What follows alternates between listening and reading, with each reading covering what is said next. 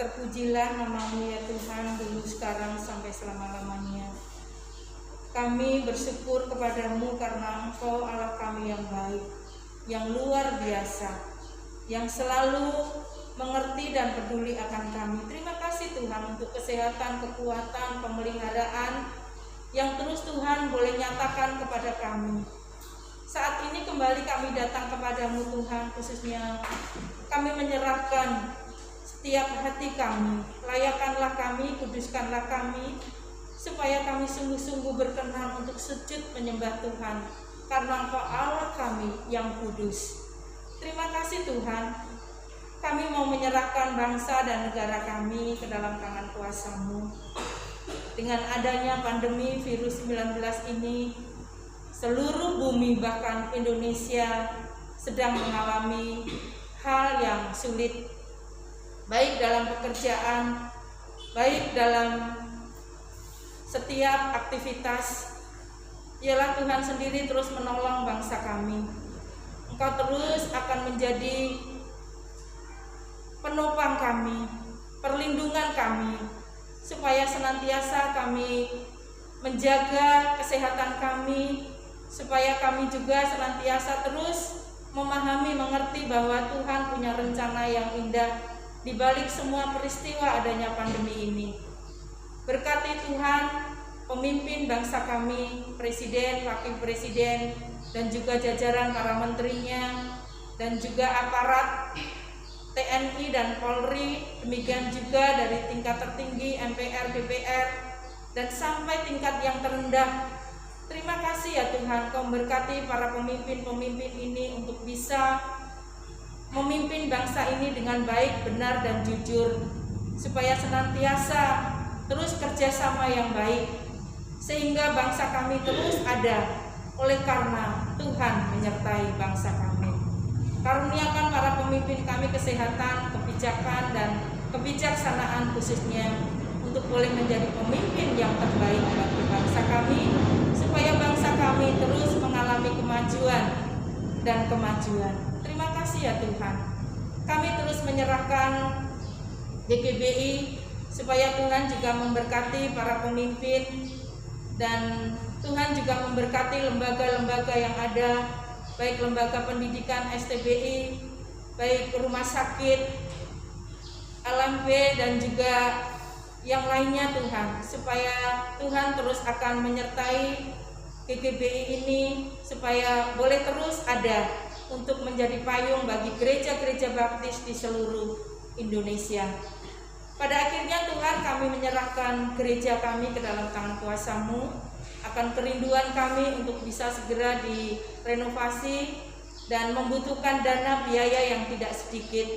Dialah Tuhan sendiri yang akan menyentuh hati kami masing-masing untuk menjadi saluran berkat bagi pekerjaan Tuhan ini di tempat ini. Kau akan berkati setiap pekerjaan yang boleh Tuhan percayakan kepada kami, dan kami mendapatkan berkat yang luar biasa sehingga kami boleh menjadi berkat juga bagi gereja kami. Terima kasih ya Tuhan, pada akhirnya kami menyerahkan program gereja supaya terus berjalan dengan baik. Dengan adanya pandemi ini banyak kegiatan-kegiatan yang harus tertunda, dan kami bersyukur untuk panitia pencalonan yang sudah Tuhan pilih. Mereka sedang mencari pemimpin-pemimpin baru bagi gereja ini. Engkau akan memberkati setiap hati kami yang boleh Tuhan percayakan, boleh Tuhan pilih untuk boleh menolong gereja ini, supaya gereja ini semakin hari semakin maju. Terima kasih Tuhan, berkati seluruh jemaat kami, pekerjaan mereka, studi, keluarga, rumah tangga, karuniakan kesehatan. Kau juga akan melawat jemaat kami yang saat ini dalam keadaan sakit. Kami menyerahkan Pak Teksan Tuhan, Kau akan menjamah supaya memulihkan, mendapat kesembuhan. Kau juga memberkati Ibu Binces, Kau juga memberkati Ibu Dewi, Ibu Meti, dan Kau memberkati orang-orang yang lansia, mereka yang dalam keadaan lemah tubuh, supaya Tuhan memberkati dengan kekuatan, kesehatan, perlindungan secara penuh, bahkan pemeliharaan yang luar biasa dari Tuhan. Terima kasih ya Tuhan, terima kasih Yesus. Terima kasih ya Roh Kudus, kami menyerahkan doa ini, Kau berkenan menyucikan, menguduskannya, supaya doa kami berkenan di hadapan Tuhan. Haleluya. Amin. Terima kasih telah membimbing kita dalam doa. Bapak Ibu Saudara, kita saat ini di bulan Agustus identik dengan bulan peringatan kemerdekaan, dan tema kita adalah bebaskan ikatan Samson Basana. Depan ada Omega. Ayat tema diambil dari Kolose pasal 1 ayat 13 sampai 14. Kita akan baca bersama-sama ayat tema kita dari Kolose pasal 1 ayat 13 sampai 14. 1, 2, 3. Ia telah melepaskan kita dari kuasa kegelapan dan meninggalkan kita dalam kerajaan-Nya yang kasih. Di dalam Dia akan melindungi penebus kita, yaitu pengampunan dosa. Bapak Ibu Saudara, saya undang kembali kita bangkit berdiri. Kita akan naikkan pujian tema kita, Darah Kristus Maha Kuasa. Nanti bait 1, 2 kita nyanyikan, kemudian ada jeda musik, dan kembali kita lanjutkan bait 3 dan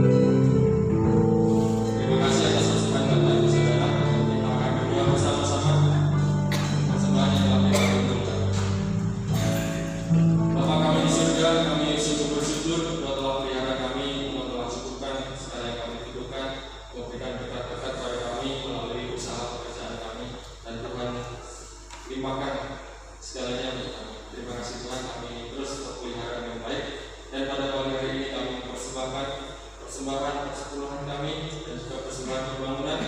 Ya Tuhan, itulah persembahan yang kami kumpulkan kiranya dapat berguna bermanfaat bagi pelayanan kerajaan Tuhan di tempat ini di Gereja Baptis Indonesia Selapajang.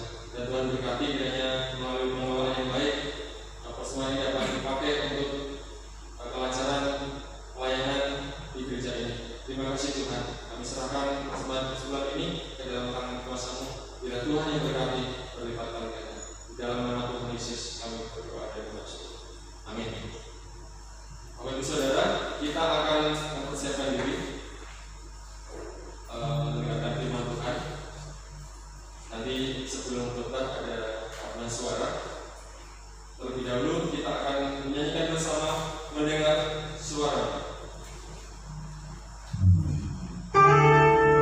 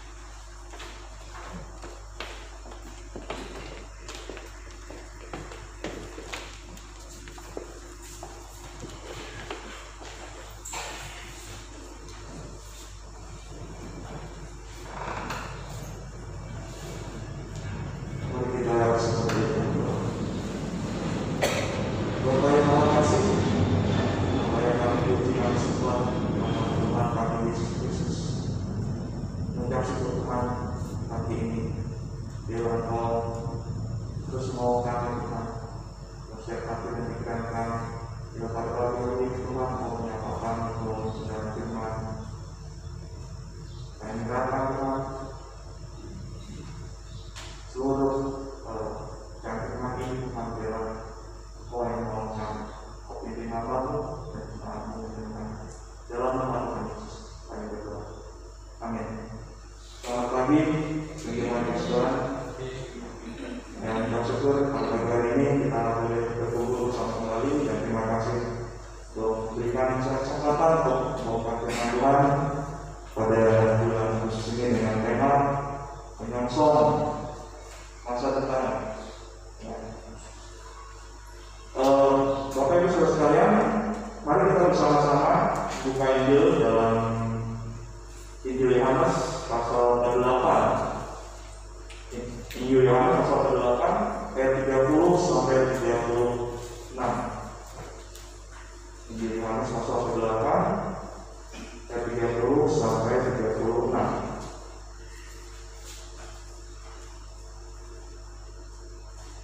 Ya, demikian firman Tuhan. Saya akan bacakan, saudara akan menyimak. Setelah Yesus mengatakan semuanya itu, banyak orang percaya kepadanya. Maka katanya ada orang-orang Yahudi yang percaya kepadanya. Jikalau kamu tetap dalam firman-Ku, kamu benar-benar dalam murid-Ku, dan kamu akan mengetahui kebenaran, dan kebenaran itu akan memerdekakan kamu. Ayat 23. Jawab mereka, kami adalah keturunan Abraham dan tidak pernah menjadi hamba siapapun.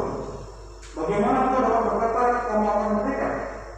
Kata Yesus kepada mereka, Aku berkata kepadamu, sesungguhnya setiap orang yang berbuat dosa adalah hamba dosa, dan hamba tidak tetap tinggal di dalam rumah, tapi anak tetap tinggal di dalam rumah. Jadi apabila anak itu memerdekakan kamu, kamu pun benar-benar merdeka. Ya, saudara kasih Tuhan, apakah saudara pernah melihat satu adegan dalam film ketika pemeran utamanya itu mengajak ngobrol anjing peliharaannya, ngajak bicara itu anjing kesayangannya ya. Saya sering perhatikan ya, ketika sang pemeran mengajak ngobrol anjing peliharaannya itu, seringkali mata dari anjing itu tidak fokus pada sang pemeran itu ya, tidak fokus ya.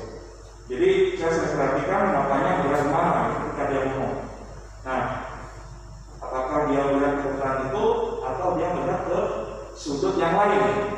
Nah, dari situ saya sering perhatikan itu, kan banyak ternyata itu tidak yang lepas dari perhatian kita dan matanya itu melihat ke arah yang lain sebenarnya.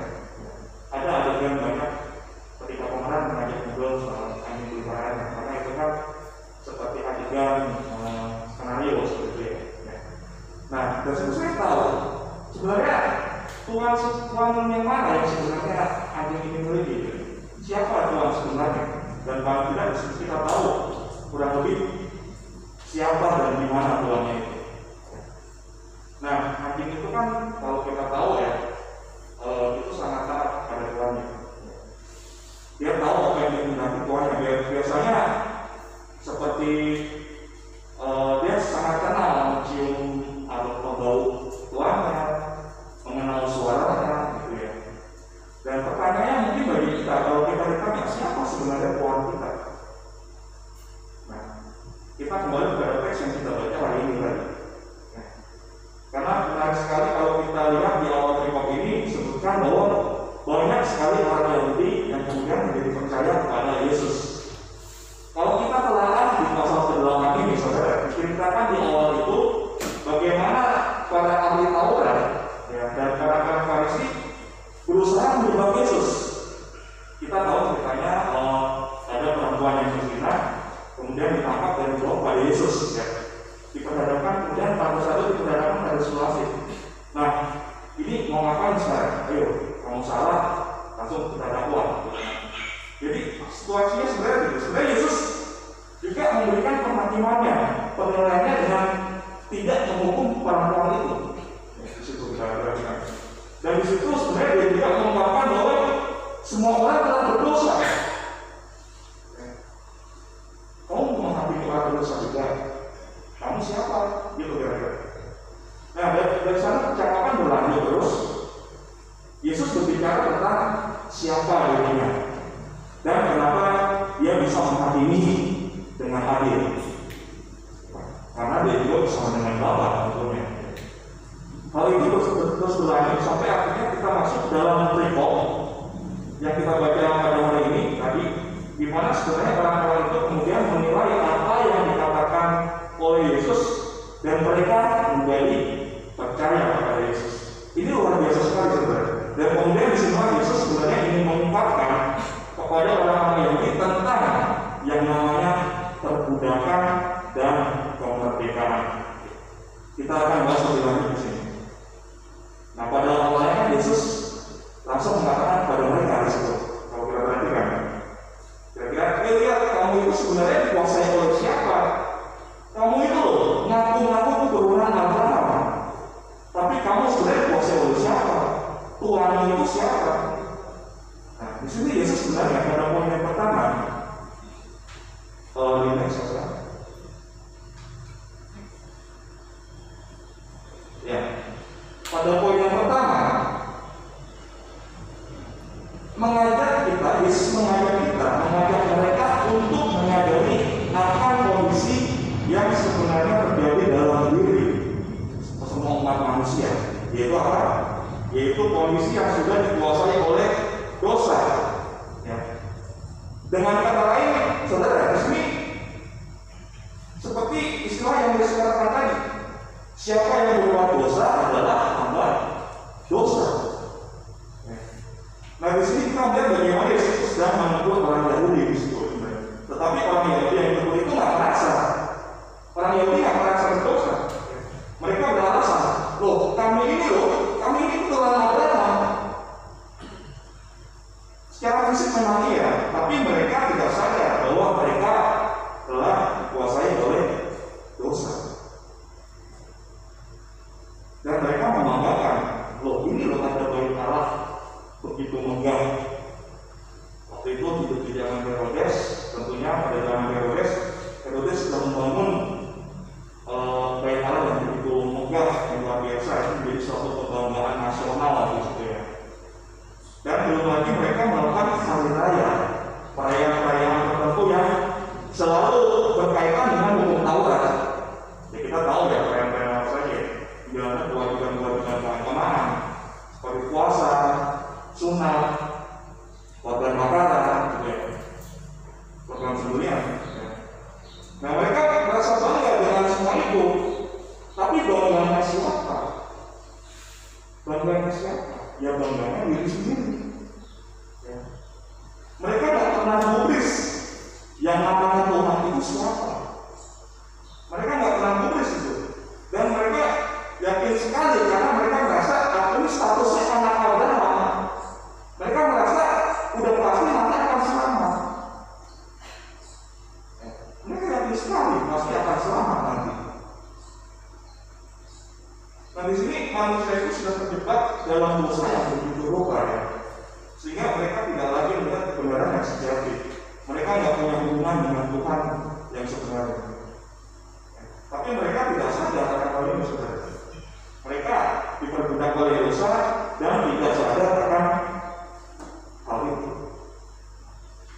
Di situ sebenarnya Yesus mengatakan, arti dari perbudakan yang sesungguhnya itu yang seperti itu. Kamu tidak pernah merasakan bebas sesungguhnya. Siapa yang berbuat dosa, dia adalah budak dosa. Saudara, seorang bapak gereja, Bapak Agustinus, kalau kita lihat dalam surat selanjutnya, coba di next.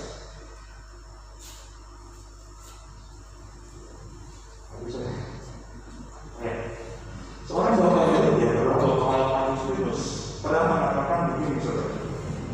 Perbudakan dosa ini adalah perbudakan yang terburuk. Perbudakan dosa adalah perbudakan yang terburuk. Dia bandingkan seperti demikian. Seandainya ada seorang budak yang memiliki tuan atau majikan yang egois, yang jahat, yang kejam, sadis, gitu ya. Secara fisik, secara kemungkinan, Buddha ini punya kemungkinan untuk bisa lolos, untuk bisa lari, dalam arti melarikan diri dan dia bebas. Bisa. Tapi kalau kita diperbudak oleh dosa, kita sendiri nggak tahu siapa yang memperbudak kita, karena nggak kelihatan. Modelnya seperti apa nggak kelihatan. Kamu mau lari kemana? Dan dalam dosa itu katanya adalah ketika kamu melakukan itu, kamu terikat dan diikat semakin di dalam dosa. Jadi satu dosa mengakibatkan dosa yang lain. Di situ kira-kira penjelasan dari Bapak Agustinus ini. Nah di sini seringkali makanya kita kadang-kadang heran saudara. Ada orang-orang yang begitu dengan bangganya melakukan dosa seolah-olah dia merasa bebas, hidupnya merasa hebat, melakukan begitu banyak dosa saat PDW gitu ya. Melakukan banyak dosa, mereka nggak takut untuk melakukan dosa. Ya. Dia nggak sadar bahwa itulah kematian yang sedang menunggu dia. Nah sebenarnya ini yang Yesus ingin katakan dan ingin Yesus tunjukkan kepada orang Yahudi. Hei, lihat dirimu, sadari dirimu, bagaimana kondisimu, kira-kira gitu. Nah di sini kita belajar. Ya. Juga dalam masa-masa pandemi seperti ini, saudara, masa-masa pandemi COVID ya. Siapa sih yang nggak khawatir ketularan orang lain? Semua pasti khawatir. Tapi kalau kita meminjam istilah yang pernah dipakai dulu ya, yaitu OTG ya, semua tahu OTG di sini ya, bukan USG. OTG artinya orang tanpa gejala, orang tanpa gejala. Nah, orang ini sebenarnya kalau dites dia positif, artinya kena gitu, positif COVID gitu. Ya. Tapi dia tidak merasakan keluhan apa, gejala apa, itu tidak punya, tidak ada yang muncul. Jadi dia biasa aja. Ya. Tapi kemudian dia pergi kemana-mana, karena dia merasa aku oke aja kok, nggak apa-apa kok. Orang lain nggak apa-apa. Nah, tanpa sadar dia kemana-mana itu dia menyebabkan orang-orang itu jadi tertular, jadi kena, gitu kan, kena COVID. Ya. Nah, padahal gejalanya kok ada, gitu kan, gejalanya yang diterima orang-orang lain ada. Nah, celakanya lagi, yang kita bicarakan ini yang saya sebutkan adalah OTG dalam dosa, gitu kan. OTG dalam dosa, orang itu nggak sadar, seolah-olah dia itu nggak ada gejala, padahal gejalanya itu sangat nyata. Dia terus melakukan dosa, dan inilah sebenarnya harus diceritakan dari teman-teman kepada kita. Nih, lihat dirimu. Kita semua sudah jatuh dalam dosa dan jelas sekali dikatakan menjadi budak dosa. Tidak ada seorang pun yang berdosa yang sanggup melepaskan dirinya dari ikatan dosa ini. Tidak ada yang sanggup seorang untuk melepaskan diri. Nah, zaman modern ini saudara, kita mau melihat, kalau kita melihat banyak sekali bentuknya. Nah, tadi kita lihat orang-orang Yahudi ya pada Yesus. Tapi kalau zaman sekarang kita lihat banyak orang yang menjadi percaya pada Yesus itu karena memiliki motivasi yang lain. Motivasinya itu banyak. Ada yang digolongkan seperti ini saudara. Mereka menjadi percaya pada Yesus karena mereka takut. Karena mereka takut. Takut apa? Takut masuk neraka. Takut masuk neraka, takut dihukum sama Tuhan. Mereka takut itu. Mereka tidak melihat kasih karunia Allah, tapi mereka ketakutan kalau hal yang negatif ini terjadi pada dirinya. Sehingga kemudian kondisi ini akan membuat mereka untuk lari kepada Yesus. Di satu sisi, saudara, sebenarnya ini kelihatannya baik. Tapi mereka sebenarnya bukan mengenal Tuhan dengan benar. Mereka bukan mengenal Tuhan dengan benar. Banyak yang lain seperti misalnya kalau orang seperti itu kemudian gampang sekali terjebak dalam namanya harus begini, harus begitu gitu ya. Aturannya begini, ini peraturan, ini harus dilakukan dan sebagainya. Tanpa mereka melihat itu sebenarnya Tuhan ada di mana dalam kehidupan mereka. Saya nggak bisa lihat itu. Tidak pernah dipikirkan oleh mereka. Yang penting harus begini, harus begitu. Ajaran tentang hari, ajaran tentang benda. Kalau ini dalam surat Galatia, saudara, kalau dalam surat Galatia, Paulus sempat menyebutkannya. Bukan tidak boleh, tetapi kalau kamu terikat dengan hal itu dan kamu tidak pernah sebenarnya melibatkan Tuhan atau bukan Tuhan yang kamu sembah, melalui itu semua, buat apa? Itu kamu membuat apa? Gitu kira-kira dalam surat Galatia. Belum lagi orang-orang yang seperti ini akan gampang sekali, seperti orang Yahudi yang pasal 8 tadi, saudara, gampang sekali menghakimi orang lain. Oh itu salah, itu jelek. Ya. Seolah-olah hanya saya yang bagus, hanya saya yang baik, bebas dari segala sesuatu. Nah, betulkah demikian? Atau tidak jarang kita melihat orang-orang itu merasa iri hati atau bahkan berusaha menghalang-halangi. Ya. Kalau ada orang lain yang menjadi lebih baik dari kita, misalkan dari dirinya, kalau orang lain lebih berkembang, kalau dalam bahasa rohnya lebih dipakai oleh Tuhan lah, gitu ya. Dia nggak suka. Dia nggak suka. Dia nggak mau, harus disingkirkan. Gitu. Nah inilah yang namanya kesombongan rohani, saudara. Yang namanya sombong itu tidak selesai. Di sini kita lihat bahwa orang-orang yang tidak sadar siapa dirinya, dia terus menganggap dirinya yang paling benar di situ. Nah kalau kita lihat dalam surat Galatia, dalam surat Galatia sempat Paulus membandingkan dengan beberapa hal ini. Jadi dengan singkat dikatakan sebenarnya mereka itu berusaha dengan caranya sendiri, berusaha dengan caranya sendiri untuk mengatur ini, mengatur itu, bahkan mungkin termasuk Tuhan mau diatur. Tuhan juga mau diatur sama dia. Ini belum kita bicara tentang sifat-sifat kedagingan yang lain yang dicatat dalam surat Galatia pasal 5, saudara. Kata kasar, sombong, merasa benar sendiri, pornografi dan macam-macam lainnya. Banyak hal ini menjerat kita dan kita seringkali tidak menyadari itu. Tapi kalau kita pikir-pikir, kalau kita bisa sadar, waduh ternyata aku ini orang berdosa. Nah, itu adalah karya Roh Kudus, bukan itu. Kalau kita bisa sadar bahwa kita orang berdosa, itu adalah karya Roh Kudus. Maksudnya tidak taat kepada Allah dan firman-Nya adalah terikat dalam dosa. Nah, itu menjadi suatu hal yang penting untuk kita perhatikan. Untuk poin yang kedua, saudara, Yesus mengajarkan di situ, kalau kita baca tadi dalam kitabnya, sang anak itu yang sanggup memerdekakan kamu.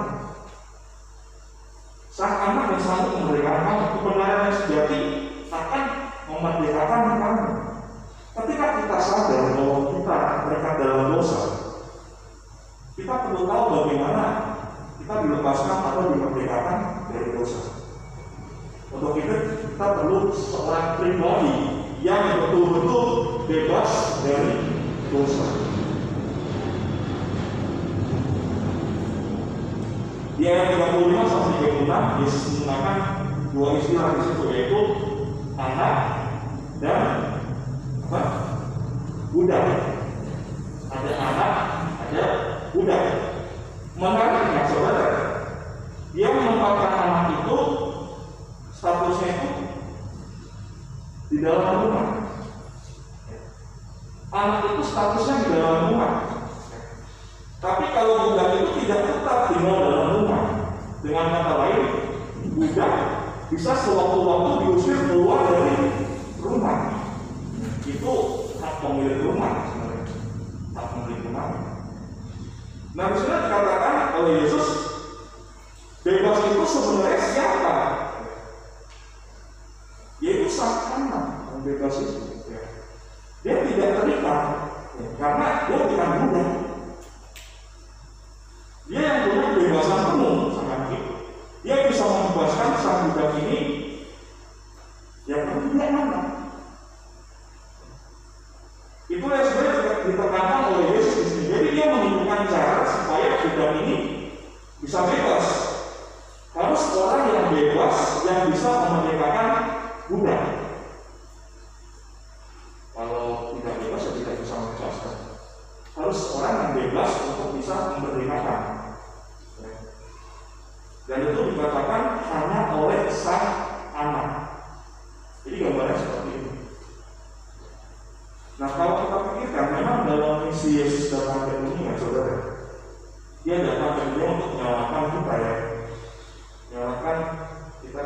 Sang Anak Tunggal Allah turun ke dalam dunia berkorban bagi kita. Nah, pada waktu yang diberikan nyawanya itu luar biasa besar pengorbanannya, itu sempurna, tidak perlu ditambahi apa-apa lagi, itu sudah sempurna. Ini juga dibahas dalam surat Galatia. Sekali lagi Paulus sempat menegur jemaat di situ di Galatia, karena lagi bingung jemaat Galatia di situ lagi bingung, karena pengaruh tadi yang kita sudah lihat banyak orang-orang yang sebenarnya tidak mengenal Allah kemudian ikut Yesus, gitu ya. Ikut Yesus, tapi kemudian mereka membawa pengajaran-pengajaran lain di situ, campur-aduk. Mereka selalu mengatakan hanya percaya Yesus tidak cukup, kamu harus nambah ini, nambah itu, gitu. Mesti ini, ya kalau kita berpikir seperti itu, jujur saya katakan saudara, sebenarnya kita sedang menghina karya keselamatan, menghina atau tidak menghargai atau tidak percaya bahwa karya Tuhan itu sudah sempurna buat kita. Sekali lagi surat Galatia oleh Paulus menyebutkan kita justru akan menjadi musuh Allah kalau kita melakukan hal itu. Hanya Yesus yang sanggup menolong dan menyucikan kita dari dosa. Nah, kita saat ini sudah memasuki bulan Agustus, saudara-saudara. Kalau di bulan Agustus bangsa Indonesia sudah jelas ya, pasti akan persiapkan. Kita sudah bingung ya, karena kita dipersiapkan kemerdekaan bangsa kita, ya. Jadi kita harus menyambut, merayakan gitu ya. Kita sekarang diminta untuk mengingat kembali peristiwa pada saat itu. Coba kita ingatkan kembali peristiwa saat itu. Saya belum ada yang tahun 45, jadi saya nggak tahu persisnya. Saya cuma mendengar dari beberapa buku atau sejarah-sejarah, pakar sejarah. Kita sering mendengar sejarah di situ bahwa dalam masa-masa itu terjadi tahun 45 itu masih terjadi perang dunia kedua. Perang dunia kedua. Setelah kita dijajah 350 tahun oleh Belanda, ya, kira-kira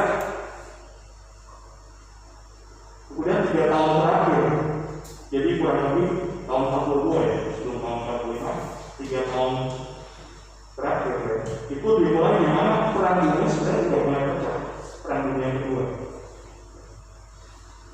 Sebelumnya 39 itu udah pecah sih, tahun 39 udah pecah. Nah, mulai tahun 42 Jepang masuk ke Indonesia mengalahkan Belanda. Jadi tuan yang lama digantikan tuan yang baru. Kalau kita tahu sejarahnya, dan itu ternyata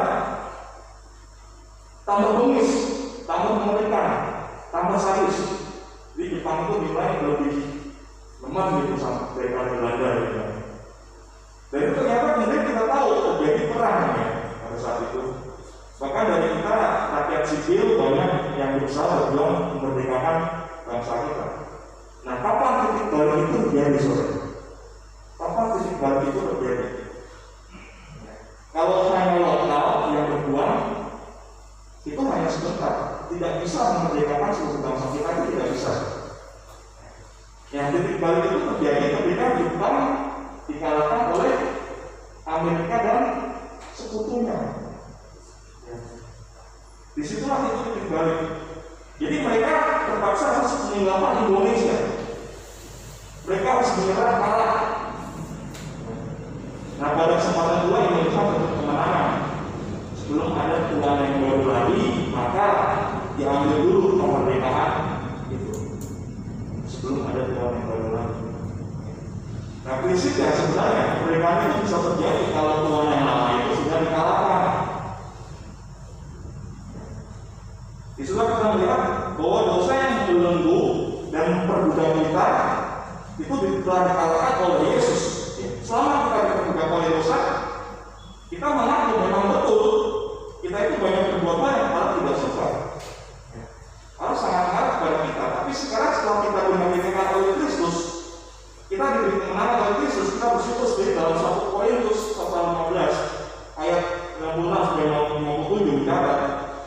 Sengat maut ialah dosa, dan dosa ialah hukum Taurat. Tetapi syukur pada Allah yang telah memberikan pada kita kemenangan oleh Yesus Kristus Tuhan kita. Kita semua patut bersyukur, saudara, atas kemerdekaan yang Tuhan berikan dan apa yang telah Yesus lakukan buat kita semua. Itu bukan barang murah, saudara. Itu bukan barang murah. Dan itu adalah suatu perjuangan pengorbanan yang luar biasa. Nyawa anak Allah diberikan bagi kita. Jangan lupa Bapak Ibu. Nah, hal ini yang membuat kita merdeka. Tapi apakah cukup merdeka sampai di situ saja? Apakah cukup sampai di situ saja? Lalu bagaimana kita bisa bertahan di kemerdekaan ini? Kita perlu bertahan dalam kemerdekaan ini, saudara. Nah, poin yang ketiga, yang terakhir, di awal perikop ini, Yesus sudah memberikan suatu tips sebenarnya. Ada suatu tips yang Yesus berikan, suatu pesan khusus. Nah, saya kagum dengan Yesus ketika dia tahu banyak orang Yahudi itu percaya kepadanya. Dia nggak seperti mengamini, gitu. Gampang saja. Imanmu seperti apa? Kamu bisa apa? Dan lain sebagainya. Seolah-olah kayak monyet gitu. Enggak. Ya. Dia langsung memesankan satu hal yang penting ini. Tetap tinggal dalam firman-Ku. Tetap tinggal dalam firman-Ku. Tetap tinggal dalam iman-Ku. Ya. Kenapa hal ini dipesankan di awal oleh Yesus? Itu sebenarnya satu-satunya cara agar kita bisa bertahan dalam kemerdekaan itu, yaitu terikat dengan Tuhan kita yang baru, yaitu Yesus. Tapi kalau kita pikir-pikir, kita tinggal dalam firman itu maksudnya apa sih, saudara? Mungkin saya bisa terjemahkan seperti dalam PowerPoint itu dengan beberapa kata yang berbeda. Kita tinggal dalam Dia dengan cara mengikuti Dia, perhatikan apa yang Dia sampaikan, apa yang diajarkan, dan apa yang Dia teladankan bagi kita. Saya tahu ini tidak mudah, saudara, tidak mudah. Tapi bukan berarti tidak mungkin. Bukan berarti hal ini tidak mungkin. Kita bisa dimampukan oleh Tuhan untuk terus belajar mengikuti Dia. Saudara masih ingat dalam Matius pasal 13, 4 Yesus menceritakan sebuah perumpamaan tentang jenis tanah. Ada 4 jenis tanah. 1, 2, 3 dinilai gagal. Yang keempat dinilai berhasil. Dari 4 jenis 3 gagal. Artinya apa, saudara? Kemungkinan untuk gagal itu lebih besar. Bahkan yang kedua dan yang ketiga itu sempat sedikit berakar di tanah yang tipis, tapi karena terkena berbagai hal akhirnya mati. Yang berhasil hanya yang keempat, yang terakhir. Disitu dikatakan dengan jelas dia berakar dan tumbuh terus. Nah, di sana gambar yang dipakai supaya kita bisa bertahan di situ. Kita harus berakar di situ. Bahkan kalau kita perhatikan ada juga tanaman yang berakar dan tumbuh dengan baik walaupun tanahnya kering, tanah jadi pupuk. Berarti kuncinya ada di mana kalau baik? Kuncinya ada di nutrisi. Nah, nutrisi apa yang diserap oleh tumbuhan itu? Nah, di sana kita belajar bahwa kita harus menyerap firman itu. Firman itu adalah nutrisi. Itulah nutrisi yang kita perlukan. Makanya Yesus dari awal sudah bilang, tetap tinggal dalam firman-Ku. Dia berkata, kamu akan bertahan dalam kemerdekaan itu. Nah, nutrisi itu yang harus kita serap, firman itu.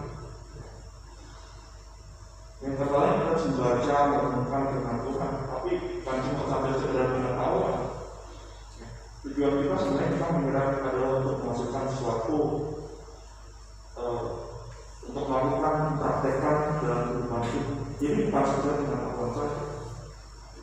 Ini penting, saudara. Makanya dalam surat Yakobus dikatakan, iman tanpa perbuatan itu apa? Iman tanpa perbuatan itu mati. Buat apa kita gembar-gembar iman, tapi kita nggak pernah melakukan? Percuma. Dari surat ketika kita melakukan iman kita, yang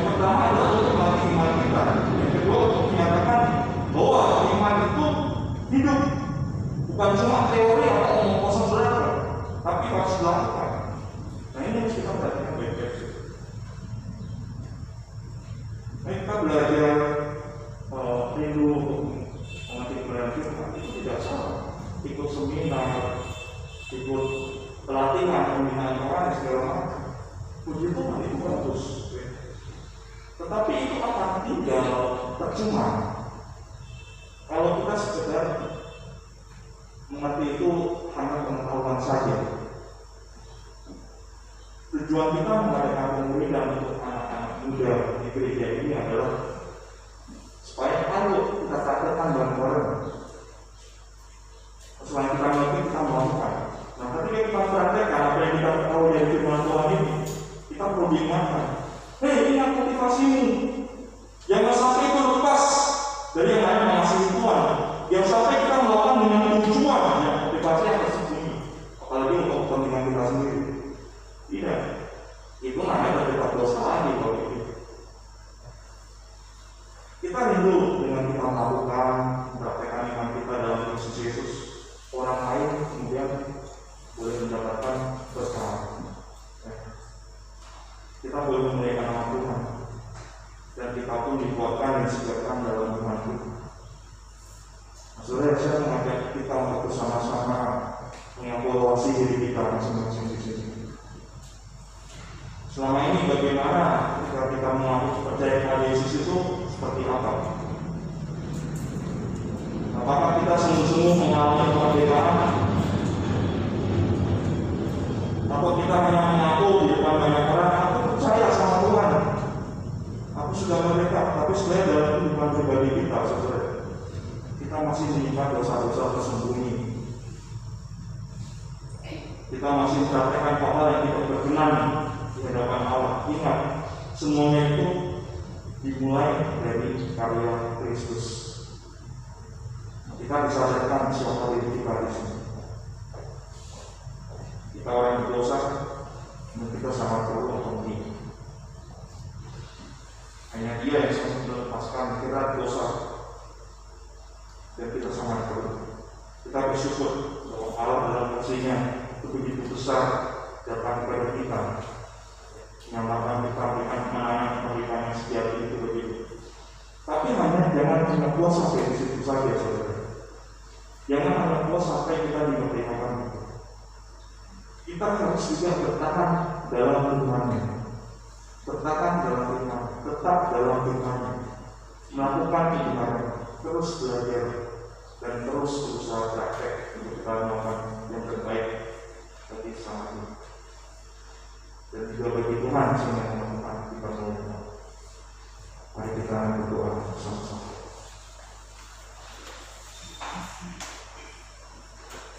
Bapa yang Maha Kasih, firman-Mu sungguh luar biasa, sehingga kami boleh mengerti kembali firman-Mu. Dan biarlah Tuhan, kami sebagai hamba yang sudah dimerdekakan dari dosa, boleh terus menjaga diri kami, iman kami sepenuhnya kepada-Mu. Dan yang kami terus tinggal dalam firman-Mu, Tuhan sudah tetap bertahan dalam kemerdekaan itu. Waktu setiap langkah kami ya Roh Kudus terus tolong kami dalam nama Tuhan Yesus kami berdoa. Amin.